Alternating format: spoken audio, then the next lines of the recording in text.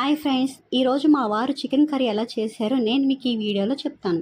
ఈ చికెన్ కర్రీకి కావాల్సినవి బాగా క్లీన్ చేసుకున్న చికెన్, పసుపు, ఉప్పు, కారం, గరం మసాలా, ధనియాల పొడి, జీలకర్ర పొడి, చికెన్ మసాలా, అల్లం వెల్లుల్లి పేస్ట్, ఒక నిమ్మకాయ, 2 సన్నగా తరిగిన ఉల్లిపాయలు, 1 టమాటా, 4 పచ్చిమిరపకాయలు, కొంచెం గసగసాలు, 3 జీడిపప్పులు, కొత్తిమీర, పుదీనా, జీలకర్ర, 1 బిర్యానీ ఆకు, 2 యాలకులు, 3 లవంగాలు, కొంచెం దాల్చిన చెక్క, కొంచెం స్టోన్ ఫ్లేవర్, కస్తూరి మేతి, గసగసాలు, జీడిపప్పుని ఒక బౌల్లో వేసుకొని మనం నానబెట్టుకోవాలి ఒక 10 మినిట్స్.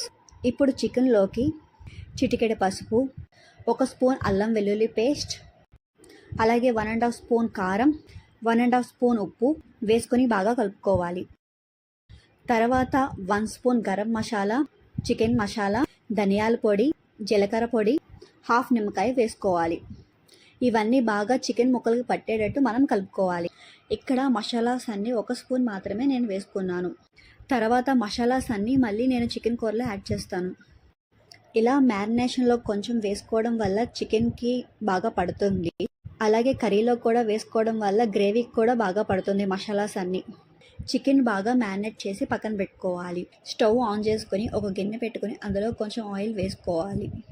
ఆయిల్ హీట్ అయ్యాక అందులోకి జీలకర్ర, 3 లవంగాలు, 2 యాలకులు, కొంచెం దాల్చిన చెక్క, స్టోన్ ఫ్లేవర్ చాలా తక్కువ వేసుకోవాలి, 1 బిర్యానీ ఆకు వేసుకొని బాగా తిప్పుకోవాలి.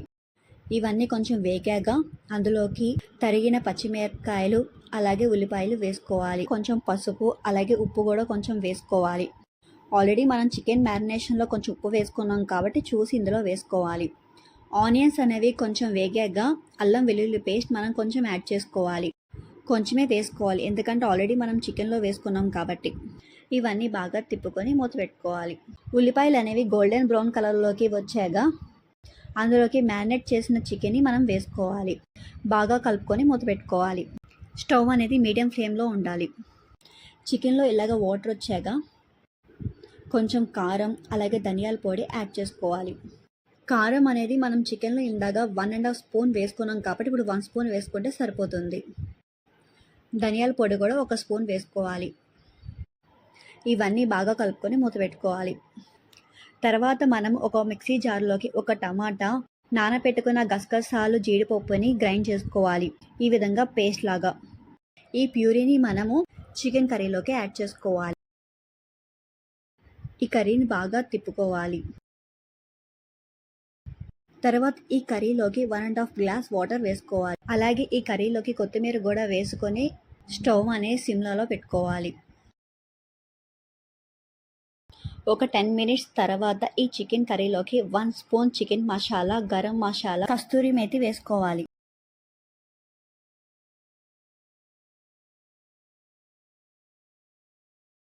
కొత్తిమీర వేసుకొని మూత పెట్టుకోవాలి.